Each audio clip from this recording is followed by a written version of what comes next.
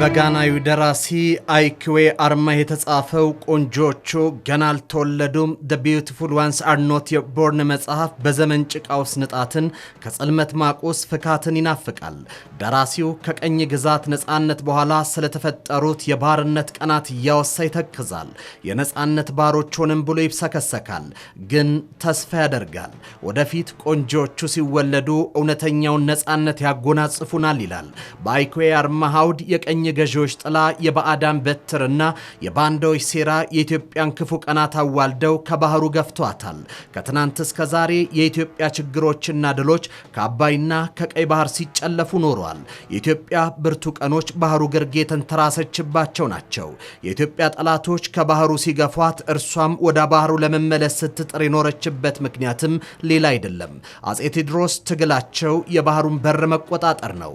ራስ አሉላ የኢትዮጵያ የተፈጥሮ ወሰን ቀይ ባህር መሆኑን አጽንተዋል። አጼ ሚኒሊክ የአድዋው ጦርነት ክተት ያወጁት ጠላት ፈጣሪ ወሰነልንን የባህር በር አልፎ መጥቷል ብለው ነው። ንግስት ዘውዲቱ ልጅ ኢያሱና ቀዳማዊ ኃይለ ሥላሴ ምንም እንኳን የስልጣን ትግሉስ ቢሆኑም የባህር በርን በተመለከተ ወጥ አቋም ነው ያላቸው። የኮሎኔል መንግስቱ ኢትዮጵያ ድንበሯ ቀይ ባህር ነው። በዚህ ታሪክ ውስጥ ህወሓት መራሹ ኢህአዴግ የግብጽ የአፍሪካ ቀንድ ጉዳይ ገዳይ ከሆነው የሻዕቢያ መንግስት ጋር በመሆን የታሪክ ጥፋትን ፈጥሯል። ፓርቲው ከብሔራዊ ጥቅም ይልቅ በብሔሮች ልሂቃን ቅራኔ ሽብልቅ እያኖሩ የስልጣን ዘመንን ማደላደል ያገዛዙ መልክ አድርጎት ኖሯል። ቀይ ባህር ኢትዮጵያ ካልተጠቀመችበት የግመል መፈንጫ ይሆናል የሚል አቋም መያዙን ተከትሎ የአካባቢውን ስትራቴጂያዊና ጂኦፖለቲካዊ ፋይዳ የተረዱ አካላት የቀይ ባህር አካላችን ለኢትዮጵያ በጎ በማይመኙ ኃይሎች እጅ ትወድቃለች በማለት ቢያስጠነቅቁም ሰሚ አላገኙም። በወቅቱ ስለ ባህር በር ማውራት ተነውሯል። ስለ ባህሩ የጠየቁ ሁሉ በጦር ሰባቂነት ተብጠልጥሏል። የሀገሪቱ መተንፈሻ በር መዘጋት ያንገበገባቸው የኢህአዴግ ከፍተኛ ባለስልጣናትና ወታደራዊ መኮንኖች ከመዋቅሩ ተገፍቷል። በዚህ የጊዜ ጽልመት ውስጥ ሁሉም ብሩህ ቀን ይመጣል ብለው ተስፋ አድርገው ቆይተዋል። ኢትዮጵያ ከተገፋችበት ቀይ ባህር የሚመልሷት ልጆች ይወለዳሉ ብለው ተስፋ አድርገው ሰንብተዋል። ዛሬ ያ የተናፈቀ ዘመን እኛ የተናፈቁ ልጆች ተወልደዋል። በኢትዮጵያ የፖለቲካ ልሳነ ምድር የባህር በር ጉዳይ አጀንዳ ሆኗል። ተፈጥሮ ኢትዮጵያን ከባህሩ ጋር ሰፍቷታል። ዳርቻዎቿም ቀይ ባህር ነው የሚሉ ልጆቿ ዳግም ተነስተዋል። ቆንጆቹ ተወልደዋል። ኢትዮጵያ ቀይ ባህር እንደሚያስፈልጋት ከለውጡ በፊትም እናምን ነበር፣ እንናገር ነበር። ያኔ መደመጥ አንችልም። ከጀመርንበት ቀን አንስቶ ግን ንግግሩ አለ። ያ ንግግር ግን ሰላማዊ መሆን አለበት። ጤና ይስጥልኝ። ይህ ኢትዮ መልህቅ ነው። መልህቃችን የኢትዮጵያ የባህር በር ጥያቄ በተመለከተ የቀድሞና የአሁን የጦር መኮንኖች ምናሉ፣ ባህር በሩስ ከጸጥታና ደህንነት ከኢኮኖሚያዊ ፋይዳውና ከዓለም መልካ ፖለቲካ ፍጥጫ አንጻር የሚኖረውን ፋይዳ እየዳሰስን አብረናችሁን ቆያለን። አብራችሁን ቆዩ። ፀሐይ የመታው እውነት እንደሆነ ማወቅና መገንዘብ ይኖርብናል። ይሄ ማለት ምን ማለት ነው? ኢትዮጵያችን እንደ ሀገር ስትፈጠር ከዚህ ውሃ ጋር ነበረች። ከውሃው ጋር ነው የኖርነው፣ ከባህር በር ጋር ነው የኖርነው የሚለው ነገር እዚህ መድረክ ላይ አይደለም፣ በዓለም መድረክ እንደ ጀስቲፊኬሽን አቅርበን የምናሸንፍበት ቁልፍ ጉዳይ ስለሆነ ሁሉም ኢትዮጵያዊ ይህን መድረክ የሚሳተፈውም ተሳታፊ ሁሉ ይህን እውነት መቀበልና እንደገና ኢንተርናላይዝ ማድረግ ይጠበቅበታል። ኢትዮጵያ ከቧት በነበሩ ቀኝ ገዢዎችና በግብጽ ሴራ ከባህር በሩ ስትገፋ ኖራለች። የደርግ መንግስትን ጥለው በአስመራና በአዲስ አበባ ስልጣን ላይ የተሰየሙ መንግስታት የባዕዳኑን ተልዕኮ በማስፈጸሙ ረገድ ተሳክቶላቸዋል። ጉዳዩን አሳዛኝ የሚያደርገው ኢትዮጵያ በሻዕቢያ የተፈጸመባትን ወረራ ተከትሎ ልታስመልስ የምትችለውን የባህር በር ዳግም በአልጀርስ ስምምነት ምክንያት አጥተዋለች። በአልጀርሱ የድርድር ሂደት የኢትዮጵያን መረታት አውቁ የታሪክ ምሁር ፕሮፌሰር ክላፋም ኢትዮጵያ ሽንፈትን ከድል መንጋጋ ፈልቅቃ ወጣች በማለት ይገልጹታል። በጦር የተገኘ ድል በሕግ ማጽናት ሲገባ ሆነ ተብሎ በሚመስል መልኩ በፍርድ ሸንጎ ባህር በሯን እንድታጣ ሆኗል። ግብፅና ሌሎች የኢትዮጵያ ተገዳዳሪዎች ከባህር በሩ ለማራቅ ብለው በፈጠሯት ኤርትራ የተከበበችው ኢትዮጵያ ራሷን ደህንነቷን አደጋ ውስጥ ገብቷል። ባህር በሩ ከቀሪው ዓለም ጋር የመገናኛ በር ብቻ አይደለም፣ ከጠላት የምትከለልበትም ቅጥር ነው። የደርግ መንግስት በከፍተኛ ጦርነት ውስጥ ሆኖ የጎረቤት ሀገር ወደብ ግልጋሎት አደጋ ውስጥ በወደቀ ጊዜ ታንክ በአውሮፕላን እስከ ማስገባት የደረሰበት የታሪክ ምዕራፍ የቅርብ ጊዜ ትውስታ ነው። የራስን የደህንነት አጥር በጎረቤት ሀገር የደህንነት ጥበቃ ስር መጠለል የማይታሰብ ነው። እናም የሉዓላዊነት ጉዳይ ዘውትር በቋፍ ይንጠለጠላል። ጀነራል ናፔር አጼ ቴዎድሮስን ለመውጋት ወደ ኢትዮጵያ የገቡት በቀይ ባህር ወደብ ነው። ቱርኮች፣ ግብጾች፣ ጣሊያኖችም ወደ ኢትዮጵያ ነፍጥ አንግተው የገቡት በቀይ ባህር ዳርቻ ነው። ወራሪዎች ከስትራቴጂ አንጻር ከየብሱ ባህሩን ይመርጣሉ። ታሪክም ይህንኑ አስረግጧል። ዛሬ በተደረሰበት የጦር ቴክኖሎጂ እድገት አንጻር ባህሩን ያልተቆጣጠረ አካል በር አልባ ቤት ውስጥ እንዳለ ይቆጠራል። ከባህር ላይ በሚተኮስ ጦር መሳሪያ ሀገሪቱ የብሔራዊ ደህንነቷን አደጋ ላይ ይወድቃል። ኢትዮጵያ ለባህሩ ካላት ቅርበት አንጻር የትኛውም የሀገሪቱ ክፍሏ ከባህሩ ላይ ለሚነሱ ጥቃቶች ተጋላጭ ነው።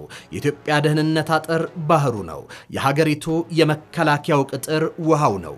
ውሃውን ብሎ በውሃ የመጣ ወራሪ የሚመከተው ውሃው ላይ ተኩኖ ነው። የዓለማችን ከፍተኛ የሆነ የጦር ኃይል ክምችት ባለበት ቀጠና ከሁቲ እስከ አልሸባብ ከአይኤስ እስከ አልቃይዳ በተሰየሙበት ቀጠና ላይ የኢትዮጵያ ደህንነት ከምንጊዜውም በላይ አደጋ ላይ ወድቋል። ከአያላኑ እስከ መካከለኛ ደረጃ ያሉ ኃይሎች በኃይል አሰላለፍ ሽኩቻ ውስጥ በገቡበትና አሰላለፎች በሚታዩበት በቀይ ባህር ቀጠና ላይ ኢትዮጵያ ባህሩ ላይ ካልተሰየመች በስተቀር በዙሪያ ያሉ ሀገራት የውስጥ ፖለቲካውን ይወስኑታል። ስልጣን በምርጫ ኮሮጆ ሳይሆን በቀይ ባህር ቀጠና በተሰየሙ ጌቶች ጡንቻ እንዲወሰን ያደርጋል። ለዚህ ነው ኢትዮጵያ በግፍ ወዳጣቸው የባህር በር ተመልሳ የተሟላ ደህንነቷን ማስጠበቅ የሚገባ ሲሉ ተንታኞች የሚያሳስቡት። ታሪክ የኢትዮጵያን ሕልውና ከባህሩ ጋር የተጋባ ነው ይላል። ተፈጥሮ ኢትዮጵያ የቀይ ባህር ዳርቻዎችን የተንተራሰች ናት ይላል። ሕግ ታሪክና ተፈጥሮን አሰላስሎ የኢትዮጵያ የባህር በር ባለቤትነትን ያጸናል። የአክሱም ስርወ መንግስት ከፊንቃውያን፣ ግሪካውያን፣ ከቤዛንታይን፣ ከሮማውያን፣ ከግብፃውያን፣ ከህንዳውያንና ከቻይናውያን ግዛቶች ጋር ከፍተኛ የሆነ ኢኮኖሚያዊ ትስስር ነበረው። ፐርፕለስ ኦፍ ዘ ኤርትሪያን ሲ በተሰኘ ጸሐፊው ባልታወቀ ጥንታዊ መጽሐፍ ላይ እንደተጠቀሰው የኢትዮጵያ ዋና ወደብ የነበረችው አዱሊስን የጠቀሰ ሲሆን በዚያም የባህር ጉዞ የሚያደርጉ የውጭ ሀገራት መርከቦች በማታ ጥቃት ከሚያደርሱ ስርዓት አልበኞች ራሳቸውን ለመጠበቅ መልህቃቸውን ይጥሉባት ነበር ይላል። በአዶሊስ የቀጠለ ዓለም አቀፋዊ ንግድ ይካሄድበት የነበረና ከየአቅጣጫው በሚመጡ ነጋዴዎች ተጥለቅልቃ ማየትም የተለመደ ነው። አዶሊስ ወደ እርሷ ያለማቋረጥ ለሚጎርፉ ነጋዴዎች ከምታቀርብላቸው የዝሆን ጥርስ በልዋጭነት የተለያዩ የአልባሳት አይነቶችን፣ ጠርሙስ ነክ ዕቃዎችን፣ መገልገያ መሳሪያዎችን፣ የወርቅና የብር ጌጣጌጥ፣ መዳብና ጥራት ያላቸው የጦር መሳሪያዎችን ለመስራት የሚያገለግሉ ከህንድ የብረት ማዕድን ታገኝ ነበር። የኢትዮጵያ ታሪክ በሚል ርዕስ ማርከስ ሃሮልድ በጻፉት የታሪክ መጽሐፍ ላይ እንዳመላከቱትም የአክሱም መንግስት መነሳትና በሀገር ውስጥ የባህር ዳርቻዎች ላይ የተቀዳጀው የበላይነት ከግብፅ አካባቢና ከሮማውያን የዓለም አቀፍ ኢኮኖሚ መነቃቃት ጋር የተቆራኘ ነበር። ከሀገር ውስጥ የተለያዩ ዕቃዎችን በአዶሊስ ወደብ ለዓለም አቀፍ ንግድ በማቅረብ እንዲሁም በምትኮ ሌሎች ዕቃዎችን በማገበያየት ጠንካራ የንግድ ትስስር ተፈጥሮም ነበር።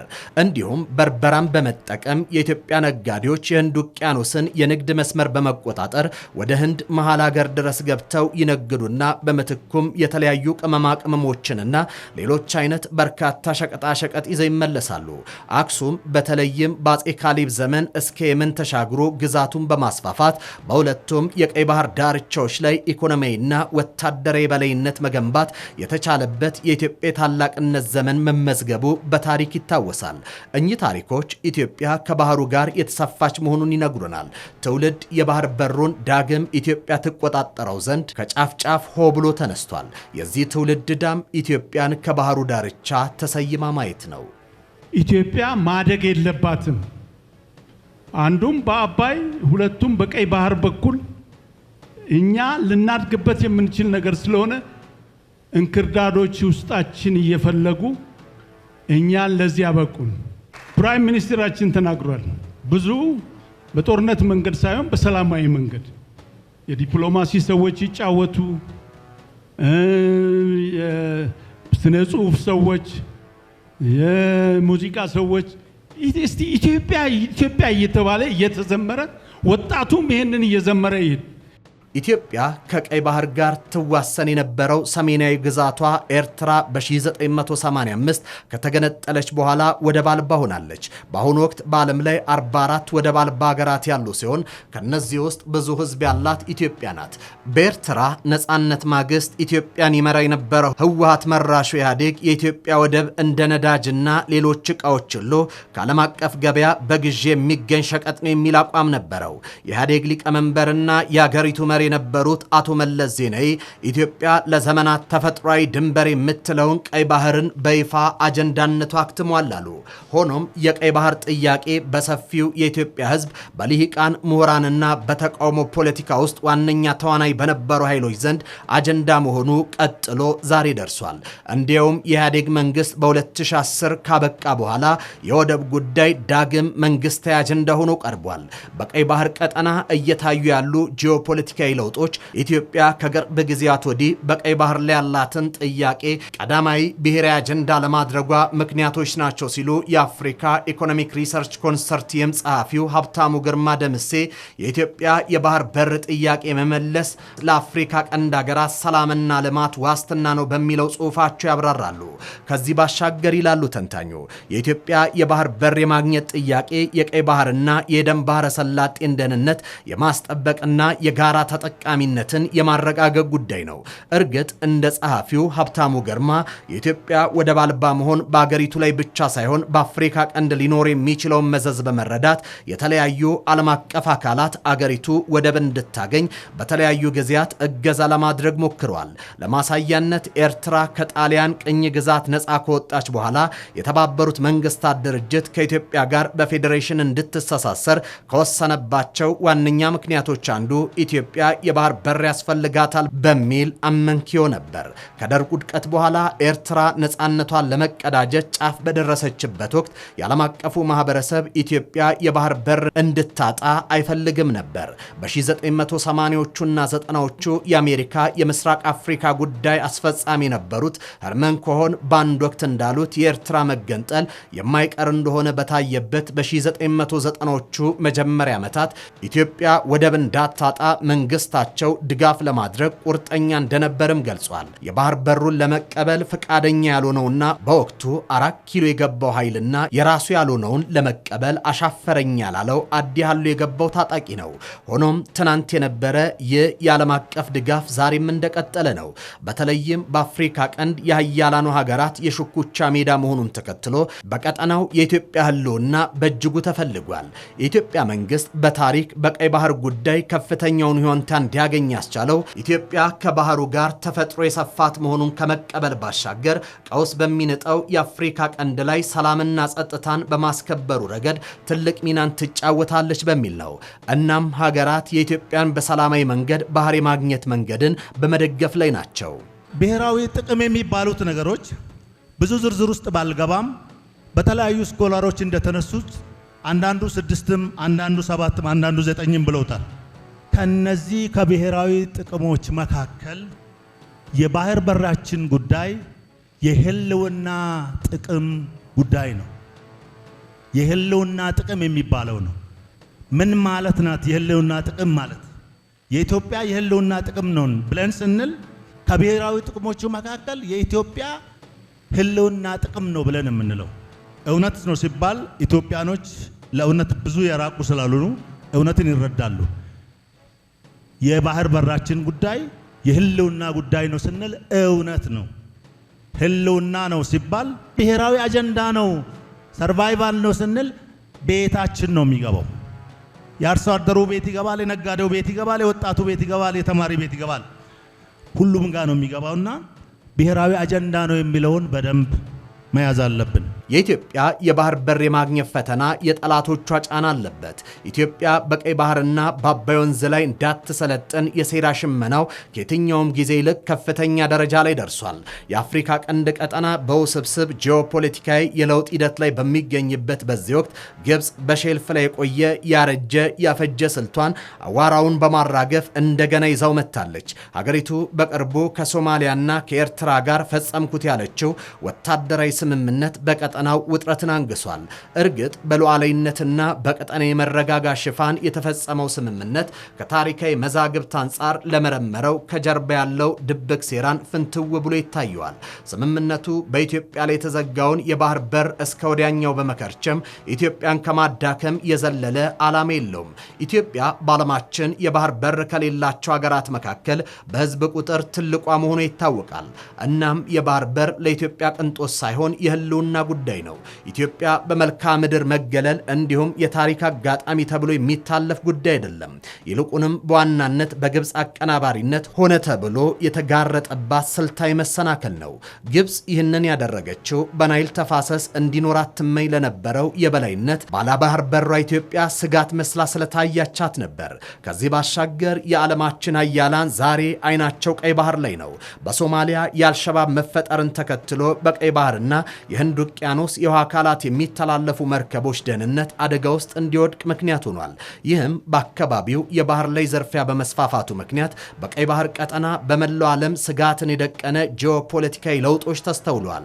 የባህር ደህንነትን ማስጠበቅ በሚል ሰበብ ተፎካካሪ ፍላጎት ያላቸው ሀገራት ቀይ ባህር አካባቢውን ለመቆጣጠር እሽቅድድም ውስጥ እንዲገቡ ሆኗል። ኢትዮጵያ በቀይ ባህር ቀጠና የባህር ዳርቻዎችን አለመቆጣጠር የኢትዮጵያን የባህር በር ጥያቄ ባለመፈታቱ ባለፉት 25 ዓመታት ከኢትዮጵያና ኤርትራ አልፎ በቀይ ባህር ቀጠና የአፍሪካ ቀንድና መካከለኛው ምስራቅ አካባቢዎችን እንዲሁም በዓለም አቀፍ ደህንነት ላይ ከፍተኛ አሉታዊ ተጽዕኖ አሳድሯል። ችግሩ ዛሬም ድረስ ባለመቀረፉ የቀይ ባህር ቀጠና በርካታ ሀገራት የጂኦፖለቲካ ትኩረት ማዕከል እንዲሆን በማድረግ ኢትዮጵያን ጨምሮ ሌሎች የአፍሪካ ቀንድ ሀገራት ብሔራዊ ደህንነት አደጋ ላይ እንዲወድቅ አድርጎታል። ስለሆነም ይህን ጉዳይ መፍታቱ በኢትዮጵያና ኤርትራ ዘላቂ ጥቅምና የጋራ ብልጽግና መሰረት የሚጥል ከመሆኑም ባሻገር ለአፍሪካ ቀንድና አካባቢው ዘላቂ ሰላምን ያጎናጽፋል። ስለሆነም የኢትዮጵያ የባህር በር ጥያቄ መመለስ ለአፍሪካ ቀንድ ሀገራት የሰላምና የልማት ዋስትና ነው ሲሉ ቀጠናውን ያጠኑ ሊቃውንት ያስገነዝባሉ። በመሆኑም ጉዳዩ የኢትዮጵያን ብቻ ተደርጎ መቆጠር የለበትም። ችግሩን በሰላማዊ አግባብ ለመፍታትም መላው የአፍሪካ ቀንድ ሀገራት እንዲሁም የዓለም አቀፉ ማህበረሰብ ርብርብ ሊያደርግ ይገባል ሲሉ እኚሁ የቀጠናው ልሂቃን በማሳሰብ ላይ ናቸው። የተከበራችሁ የኢትዮ መልህቅ ቤተሰቦች የዛሬው ኢትዮ መልህቃችን እዚህ ላይ ተቋጭቷል። በሌላ ዝግጅት እስከምንገናኝ ድረስ በያላችሁበት ሰናይ ጊዜ ይሁንላችሁ።